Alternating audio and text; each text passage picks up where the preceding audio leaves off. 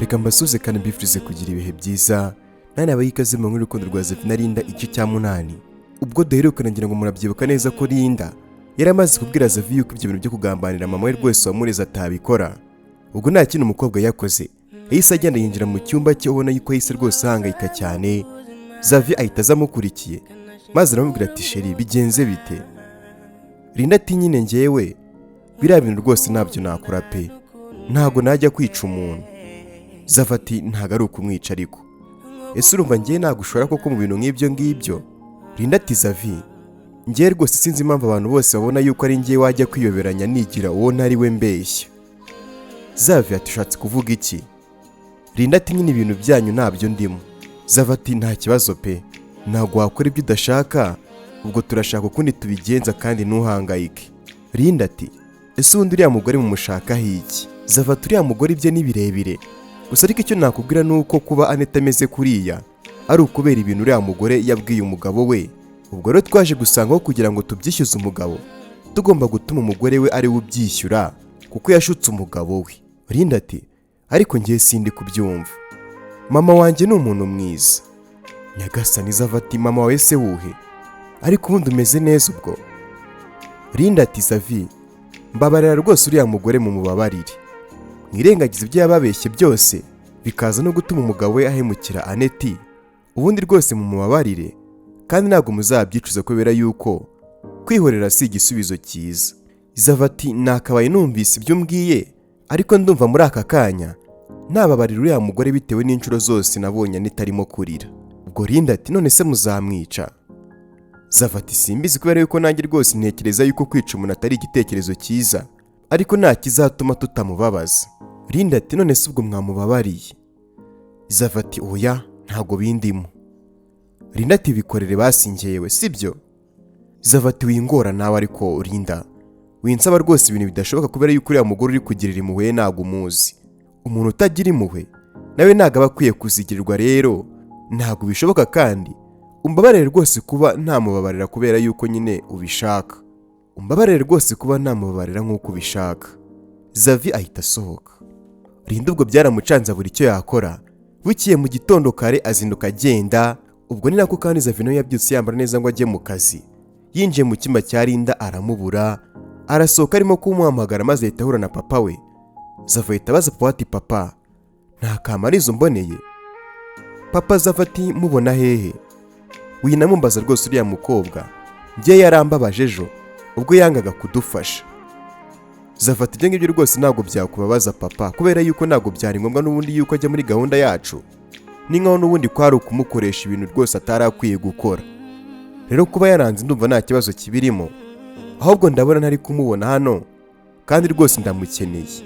Papa ZAVY ati nyine komeza umushaka ubwo uraza kumubona. Nanjye ubu ngubu ngiye gucyura Aneti kubera yuko ubu ngubu uko biri kose ameze neza, ubwo turaza kubonana nyine ngarutse muzanye. ZAVY ati nta kibazo nanjye nari ngiye kureba yuko nasubira mu kazi. Papa ZAVY ati sawa turaza gusubira, ahita agenda. ZAVY yakomeje agenda ahamagara Kamariza. Muri ako kanya Liliana baraje, nuko ati ZAVY tuvugane. ZAVY ati tuvugane iki? Ndabona erega noneho umeze neza sinzi icyagukijije, nizere yuko utazongera kuba umusazi. Liliana ati nabuzwa n'iki gukira se kandi wandoze yagiye. ZAVY ati ushatse kuvuga iki?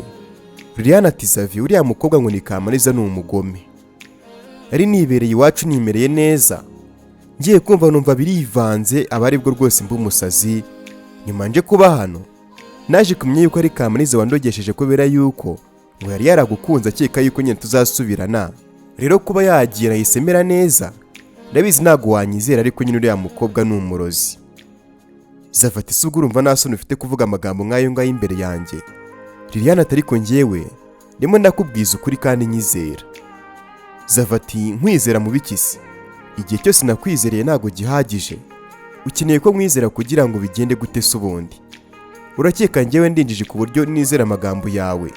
Liliana ati ndabizi nyine biragoye kunyizera kubera yuko nyine wanakarije icyizere, ariko uriya mukobwa si umuntu mwiza kuko yaranababeshye rwose yigira umukozi kandi ari umwana wo mu bakire kubera yuko yari afite n'icyamuzanye hano. ZAVY ati byose kandi wabikuye hehe? Liliane ati ndabizi kubera yuko nabonye irangamuntu ye nasanze atitwa Kamariza Violeta ahubwo yitwa Ruzindana umwiza Linda. Zavy koko yibutse ukuntu yigeze kumubwira ngo ajya amwita Linda, maze ahita abaza Liliane ati byose uri kuvuga bihagazeho. Liliane ati cyane rwose ibyo mvuga mbihagazeho, kandi nibyo nkubwiye ko ari uri inyuma yo kuba narasaze ubyizere kubera yuko yagiye mitanyira. Zavy ati yagiye hehe se? Liliane ati nyine yagiye iwabo. Zavy ati wabo kandi nahagira? Liliane yarasitse maze ati yarababeshyere gafite ababyeyi bose, ahubwo yaje hano nyine afite ikintu kimuzanye kuko uriya mukobwa nta nubwo agukunda. Zavy ati umva nkubwire wa mukobwa we, mbabarira rwose n'ubundi ntakiza wamuvugaho. Ubwo umusore yahise yigendera ariko akomeza kubitekerezaho cyane. Liliane ubwo yasigaye yivugisha mu mutima ati sasa iki ngiki nicyo gihe cyo kugira ngo wongere unkunde ungirire n'icyizere, ndetse kandi mbonemo Liliane wa kera wakunze kuva kera, maze twongere tubane nk'umugore n'umugabo. Uwo bizansaba gukura mu nzira wese nzamwigizayo, ariko wongere ube umugabo wanjye nyagasani.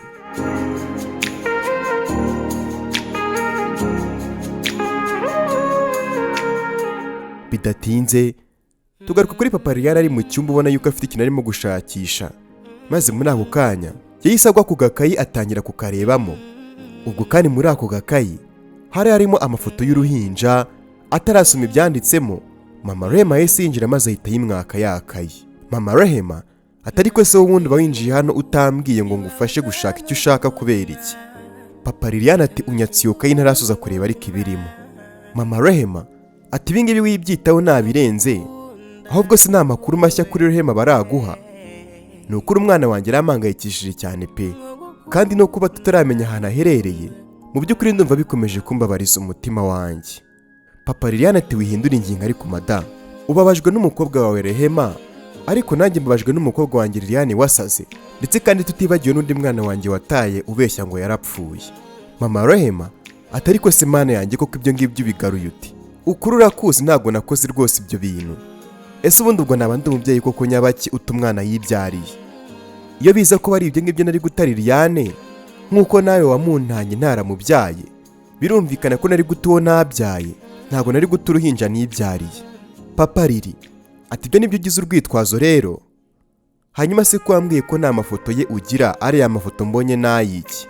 Sinagusabye inshuro zitabarika ngo byibuze unyereke uko umwana yasaga ukanga ngo nta mafoto yugira? Ariko ifoto ndayiboneye, ndetse kandi si n'imwe ni nyinshi, n'amazina kandi wari warayamishe ndayabonye. Urumva wakomeza kumbeshya kugeza ryari? Mama Rehema atari ko ngiye rwose urandenganya. Ubwo yahise atangira kwiriza maze ati ubundi igihe cyose tumaranye tubana nibwo mbonyemo umubyeyi mubi, niyo kandi naba naramutaye ndamaze. Wowe se kuba nayo ukansigira Liliane uzi yuko mfite na Rehema nanatwite? Ubundi niyo uwo mwana yaba hari urakeka yazakubabarira, ariko nyine yarapfuye.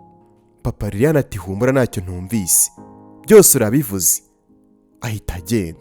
Mama Rehema akimara kubona Papa Liliane agiye yaserekera kurira maze ati asikiwe, ubundi kasasa ataranamenya n'impamvu ya nyayo yatumye mbana nawe, ubu se yo nayimenya bizacura iki?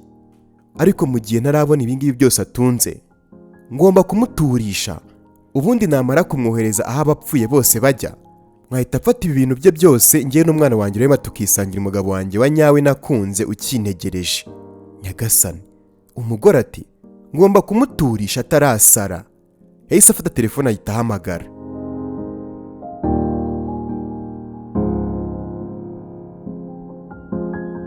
Hagati ngo tugarutse kuri Linda, yari arimo gutaha maze aragenda ageze iwabo ahita yinjira, nuko ageze muri salo asanga mama wari yicaye ari kuri telefone. Nuko mama Linda akimubona ati sheri uraje? Ashyira telefone ku meza maze ati ngwino nsuze di. Ubwo Linda ati nta mpamvu yo kugusuhuza mama. Ahita yicara maze ati nkeneye umbwire ni ibiki wakoze. Mama Linda ati ngwiki? Urumva ukuntu urimo kumbaza nkaho nishe umuntu? Linda ati washatse kumwica, ahubwo nyine nuko Imana yahabaye ubu ngubu akaba ameze neza. Mama Linda ati Linda niki kiri gutuma uvuga gutyo mwana wa? Nagutoje ibyiza byinshi kandi rwose ibyo nagutoje nanjye nibyo ngenderaho. Ese haba hari umuntu waduteranije? Ubwo Linda ati aho nabagura hazi. Mama Linda ati nahamenya gute se? Ubwo Linda ati kuki se bo bakuzi? Dr Muhirwa nawe uzi? Mama Linda ati niho wabaga se mwana wa? Ayiwe so ni umugoma aragatsindwa. yaratinyutse akohereza mu rugo rwo kwa Muhirwa, maze aragenda arabimisha neza n'ukuntu azi ukuntu uriya mugabo ari mubi cyane.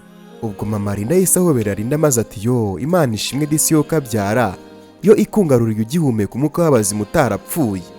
Naho ubundi uriya mugabo ni umugome cyane n'umugore we bose ni abagome, noneho byagira ku bana be rwose nabo ubugome barabuvukanye. Ni nayo mpamvu rwose umukobwa wabo Aneti yarwaye akenda gupfa. Ubwo Linda atariko ni ukubera wowe? Mama Linda ati njyewe nakoze icyo ubwo?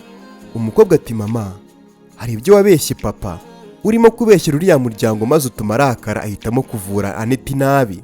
Ni nacyo cyatumye anyoherezayo kugira ngo mwice, byose ni ukubera wewe wamubeshye. Mama Linda ati Linda nabizi uriya mugabo yigira umuntu mwiza, ubwo nyine yaguhimbiye ibinyoma kandi rwose mu by'ukuri icyo utazi ni uko kuba narabashije kubyara ari ukubera we wabiteye.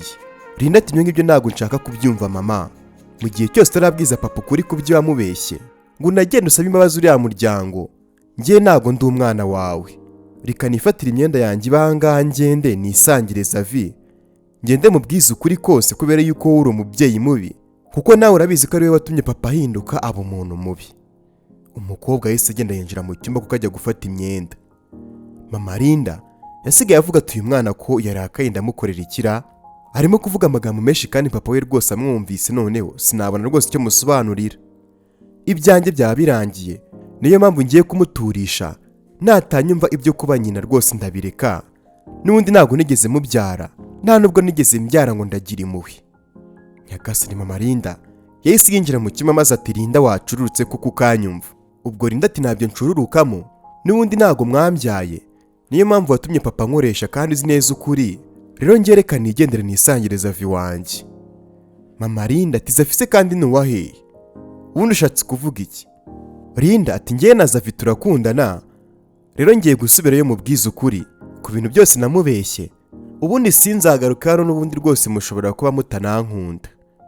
Mama Linda ati kuki wavuga gutyo ri? Njye na papa we rwose turagukunda kandi urabizi neza ko njyewe nanagukunda kurushaho, rero wivuga amagambo nk'ayo ngayo kubera yuko uwo musore ZAVY ntagukunda, cyane yuko wanagiye wigize umukozi kandi rwose umusore nk'uriya ntabwo yakunda umukozi, ndetse naramuka namenye yuko uri umwana wanjye azakubabaza. Linda ati ariko njye ntabwo ndi umwana wawe, ndigendeye rwose ibyo wakoze bazabikwishyuze kandi papa uzamubwiza ukuri. Ubwo agiye gusohoka Mama Linda ahita amwitambika aramubwira turajya hehe? Linda ati njye nsanze ZAVY. Mama Linda ati ntongera kumva uvuga iryo zina se nyine, uwo musore wagize byose byawe ku buryo unutse ukanyandagaza ukabona agiye ngo uramusanze, uwo musore ni bwoko ki? Linda ati nyine yitwa ZAVY, ni umusore nkunda nawe akaba nkunda. Mama Linda ati niwe uri gutuma se unyikaragaho gutyo, noneho ntabwo urava hano, ugiye kuba muri kino cyuma mpaka ushyize ubwenge ku gihe. Mama Linda ahita akura urugi maze akamufungirana mu cyumba. Nyagasani. Ubwo Linda ati mama kingura nigendere dutuma dupfa ubusa, naje nabwiye ZAVY na telefone yanjye nayo mfite rero rwose ndeka nigendere.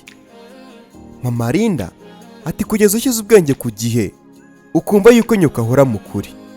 Mama Linda ubwo yarafunze ajyana n'urufunguzo, maze Linda asigara aho ngaho yihebye.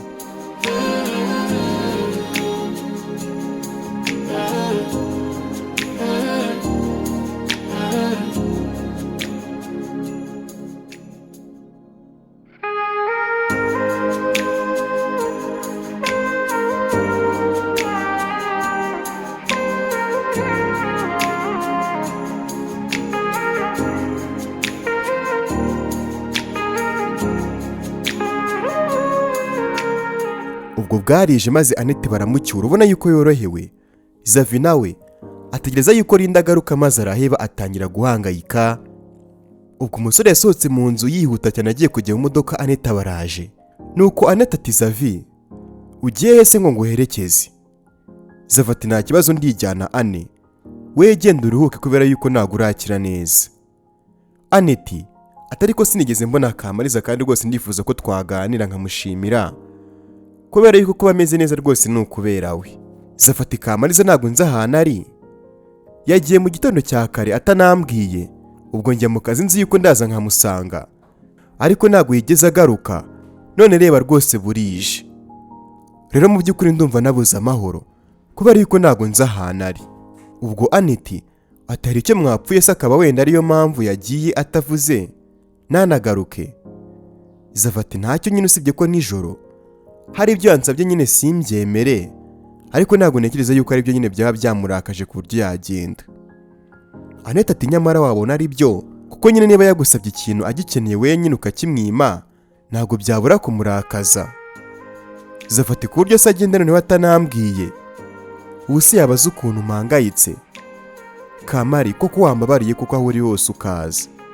Annette ati wihangayika araza kandi rwose niyo ataza ejo yazaza. ZAVY ati oya ntago narara ntamubonye rwose, njyewe sinshobora gusinzira nabonye Kamariza, keretse wenda ubwo niba ndarara nicaye ariko rwose sinabona ibitotsi pe.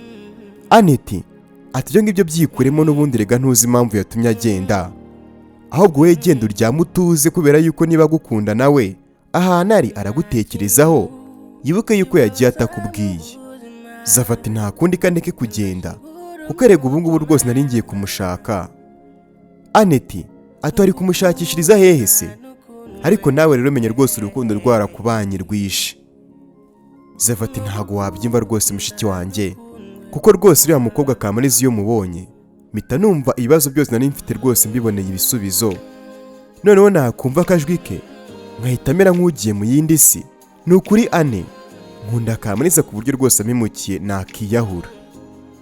Nyagasani. Annette ati oya se kandi nawe ntugatekereze gutyo, umukobwa asa agatuma wiyahura nkaho nyoko wakubyaye adafite agaciro.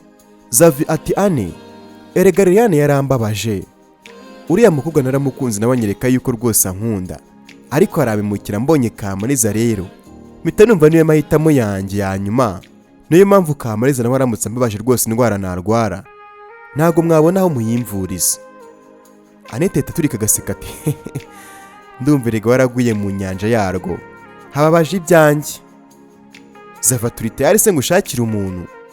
Annette ati subu ndabyiteguye ra, subwo uramutse umunshakiye twamara gukundana nkongera nkarwara ubundi nkapfa.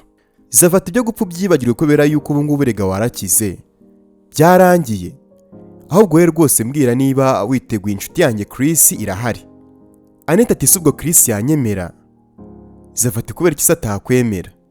Annette ati rega uriya musore mbona ari mwiza cyane ku buryo nibona kuri level imwe nawe rwose, noneho hari ukuntu yazaga kundeba ndwaye ndyamye sha nakumva akajwi ke nkahita numva ngeze nko mu ijuru ntapfuye. ZAVY ati urumva umushaka se mbikugiremo? Annette ati nyine urumva niba ari Chris nta kibazo binkorere rwose nta kibazo, kubera yuko n'indi ndwara nari ndwaye zitarakira zahita zikira kubera we. ZAVY ati sawa tegereza kandi ntabwo bizarenga ejo ntamuzanye.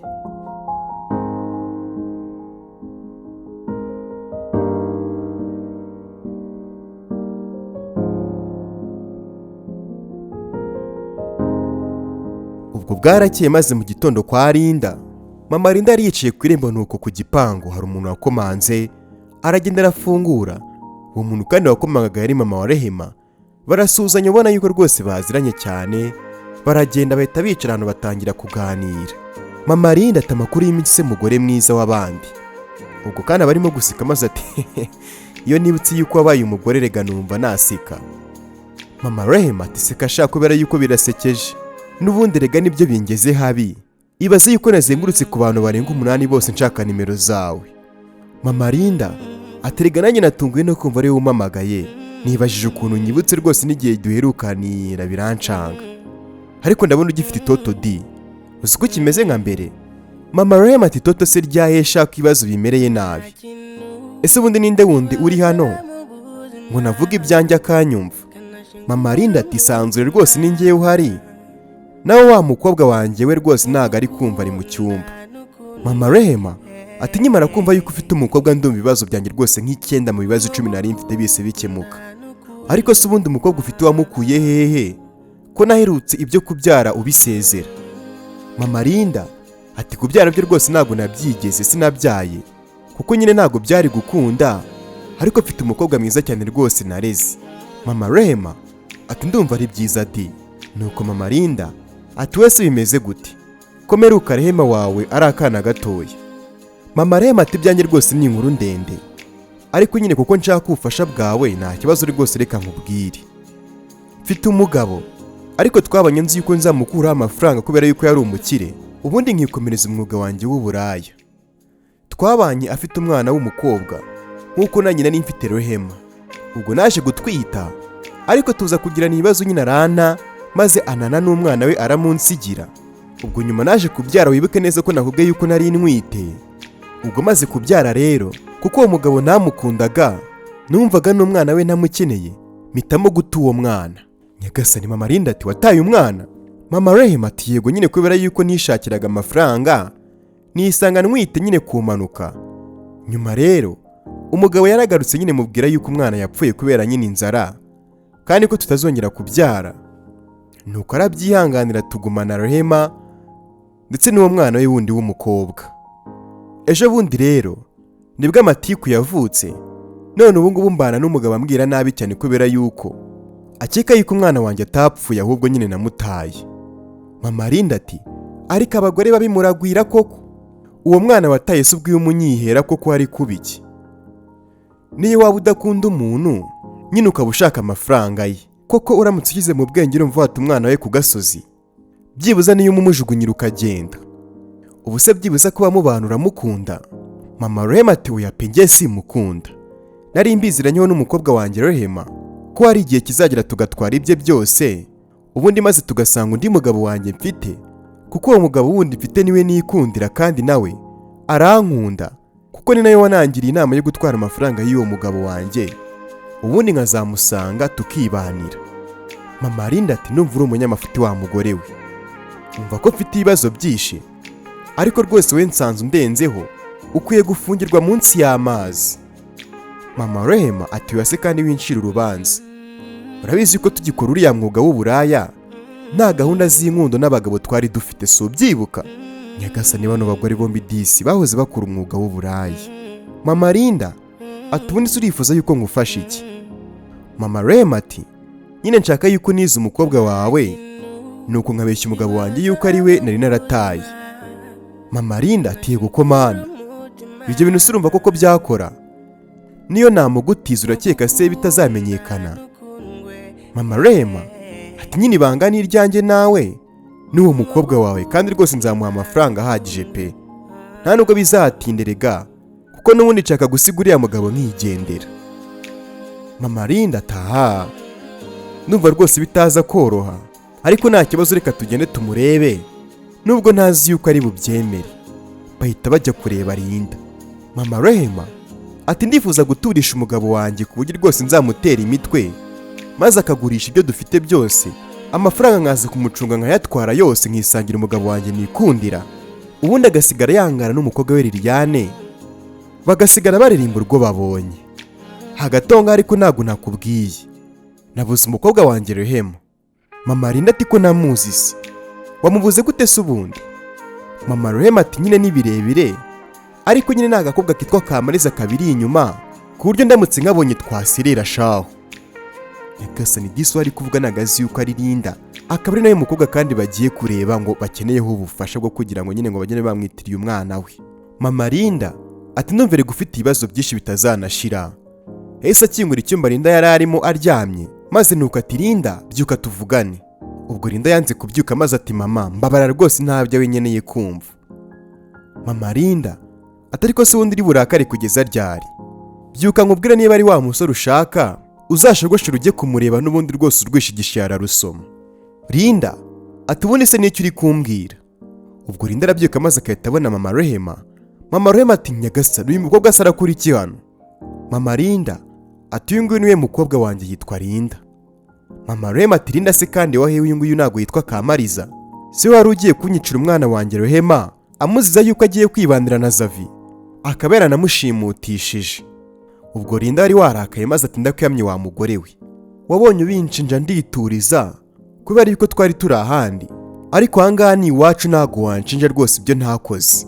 Mama Rehema ati funga umunwa wawe se nyine uravuga iki se ubwo?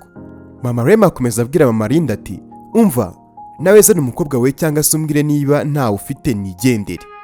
Mama Linda ati uyu nguyu niwe mukobwa wanjye, nyine nk'uko nawe ufite byinshi uri gupanga ni nako natwe tuba dufite byinshi turi gupanga, niyo mpamvu nyine wamubonye ari umukozi wo muri wa rugo, ariko n'umwana wanjye nta nubwo yitwa Kamariza ahubwo yitwa Linda.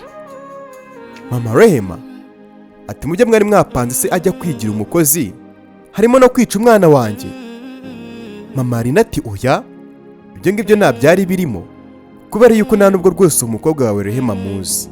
Mama Rehema ati nta kundi n'ubundi Rehema yarabuze, ubwo nyine nimunyihera ubufasha ndebe yuko uyu munsi wakira nkaba nagireje amahoro. Mama Linda ati Linda rero nyine uyu mubyeyi yitwa Mama Rehema, yashakaga yuko umufasha ukajyana nawe mu rugo maze akavuga yuko uri umwana we yari yarataye. Linda ati ariko mwese menya hari mwana mbonyemo igikinisho cyanyu.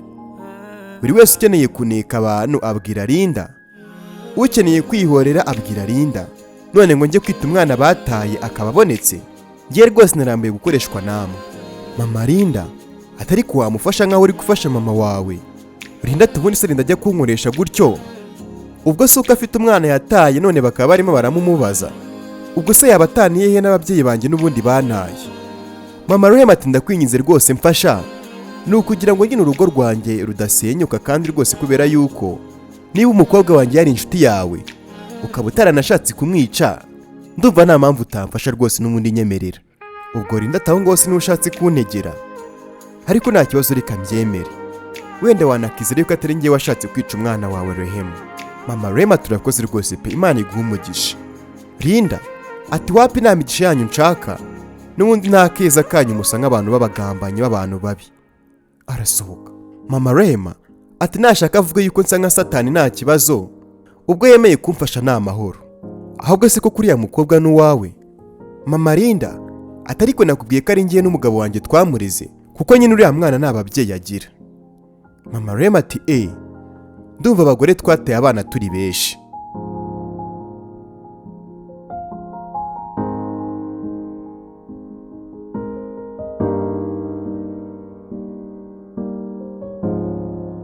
Bidatinze tugaruka kuri ZAVY yicaye iwabo ku irembo ari kumwe na Chris yahageze barimo biganirira. Ubwo Chris ati mushiki wawe se ari he ko atarimo kuza? ZAVY ati bumuretse namubwiye araza gusa Chris. Umbabarire rwose mushiki wanjye nuze kumubabaza, kubera ko nyine ubwe nawe arakwizeye. Chris ati ubundi se uko ubizi ngiye nagutenguha, reka rwose ntugire ikibazo, mushiki wawe nzatuma yishima, kandi rwose ndabizi uzabona yuko ari we rwose muntu ufite inshuti nziza. ZAVY ati ndakwizeye. Chris ati Kamariza se wari hehe? ZAVY ati shakri uko nguko ndeba ndahangayitse, Kamariza namubuze kuva ejo, sinzi ngo nyine ari hehe, noneho yanagiye atambwiye, nyine ndumva ubuzima bwanjye bwahagaze. Mu by'ukuri nubwo ndi kwijisha rwose ngaseka, gusa ariko mu mutima mfitemo umuhangayiko mwinshi cyane. Ubwo Chris ati ntuhangayike mani, niba rwose uriya mukobwa agukunda ntabwo yabura kugutekereza ngo abe yabasha kugaruka aze kukureba. Annette ubwo yaraje maze arabasuza ahita yicara. Chris ati amakuru se? Annette ati amakuru ni meza. Chris ati sha wari upfuye igikwe tutagikoze? Nuko Annette araseka maze ati gupfa rero byarahagaze, ubu ngubu nyine twabitegura. Umeze gute se Chris ati meze neza, ubu ngubu niwe naje kureba. Annette ati ndahari rero. ZAVY ati ndumva ikiganiro rero mukigeze kure, reka njyeme mbaretse nigendere, ubwo dusubire mu kanya. ZAVY ahita agenda. Ubwo Chris ati suzi impamvu ndi hano se? Urabona nyine wari umaze igihe kinini urwaye, nyine ntabwo byari byoroshye, ariko ubwo wakize nyine ugomba gutangira ukishima ukarya ubuzima nyine nk'abandi bakobwa, kandi ndahari kugira ngo nyine wishime. Annette ati ndakuze bihagije, ntabwo nshaka kuryoshya cyane kuko n'imyaka yanjye isa nkaho yansize, rero nizere yuko utazanye nyine no gukina nanjye, kubera yuko aho kugira ngo unyinishe wandeka nkakomeza kwiberaho nyine mu mahoro. Ubwo Chris ese yibuka yuko nta gahunda mufiteho, maze ati urabona se nsa nk'umuntu urimo gushaka kugukinisha? Annette ati oya nyine gusa byambabaza uramutse ubikoze, buriya rero ntugakore ikintu nka kiriya wakigambiriye, kubera yuko n'Imana ntabwo yakubabarira.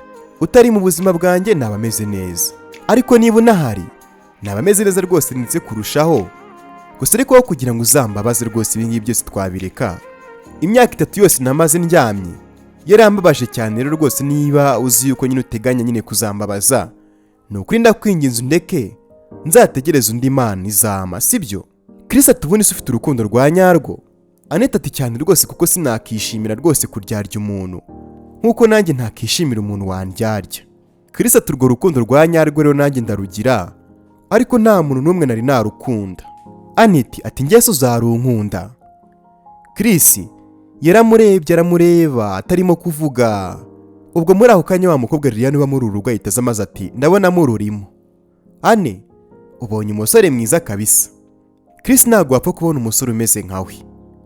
Nyagasani mwibuke neza yuko Liliane ari wazanye igitekerezo cyo kugira ngo uyu musore Chris azabeshye Aneti yuko amukunda kugira ngo azamurya imitungo ye yose imwanditseho.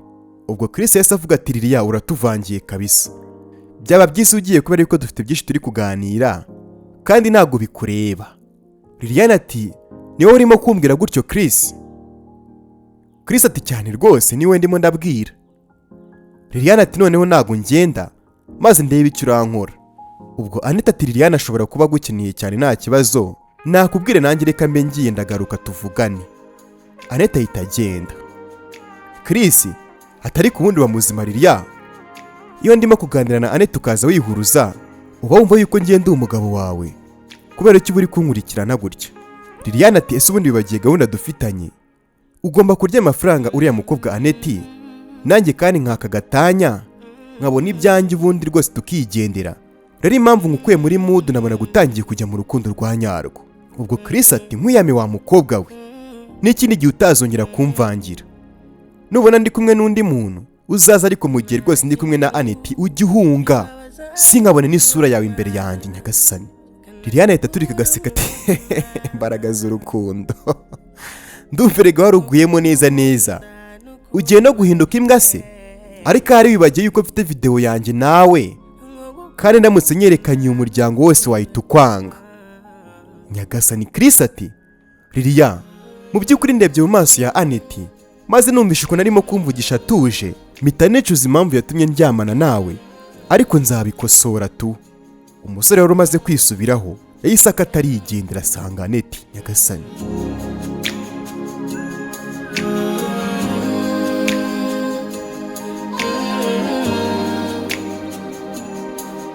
Amasaha yaciwe maze tugaruka kuri mama wa Rehema ari kumwe na Linda. Bari barimo bagenda bagana mu rugo, nuko bagezeyo basanga papa Liliane yicaye muri salo. Mama Rehema ati se kutagiye mu kazi mugabo mwiza? Papa Liliane ati ndacyarimo kukwigaho. Ahubwo si umukobwa kumuzanye hano biti? Mama Rehema ati nyine umbabarire nyine ko nakubeshye, gusa nyine nuko nkukunda kandi nyine sinashakaga kumenya yuko nataye umwana twabyaranye, kuko byose nabitewe n'ubukene. Nkuko nabikubwiye umwana yendaga kumfira aho ndagenda nyine muta hagati y'ibipangu by'abakire ngo wenda uzamutora azamurere, gusa nyine si uko ntamukundaga, ni nayo mpamvu usabye imbabazi mfukamisha amavi y'umutima. Rwose ndakwinginze umbabarire, umwana nataye n'uyu nguyu ndamuzanye. Papa Liliane ati Kamariza se? Mama Rehema ati yego, niriwe maririza aho namutaye nyine, bambwira yuko asigaye akora akazi ko mu rugo, nuko bamutumizaho nsanga ni Kamariza. Papa Liliane ati ntago nabyizera, uyu nguyu niwe mukobwa wanjye se cyangwa urimo kunyinisha? Mama Rehema ati oya rwose ni uyu nguyu. Papa Liliane ati n'ukuntu wamututse ukamwandagaza? Mama Rehema ati ntago wakumva ukuntu nabaye nkimara kumenya yuko rwose ari we, nahise mbura aho nkwirwa. Papa Liliane arase kubona yuko yishimye maze ati Kamari ngwino umubere sha, ntago wishimye kubona papa wawe se? Ubwo barahoberanye maze ati Imana ishimwe rwose ko byibura mfite umwana muzima, byibura we ntago umeze nka Liliane. Ubwo Linda yarakomeje aramuhobera disi yanga kumurekura. Mama Rehema arivugisha mutima ati kino gikobwa ko kitari kurekura umugabo wangira. Kamari wirira, Kamariza kurimo kurira bigenze biti? Ubwo agiye kumwigizayo Papa Liliane ati ndekera umwana wanjye ariko amobere, mureka ashira urukumbuzi di, nigeze mbona ari uruhinja, ariko nurimo nanashaka yuko amobera ngo ashira urukumbuzi. Rata mwana wanjye mobera urire, ndahari ngo mbe naguhoza.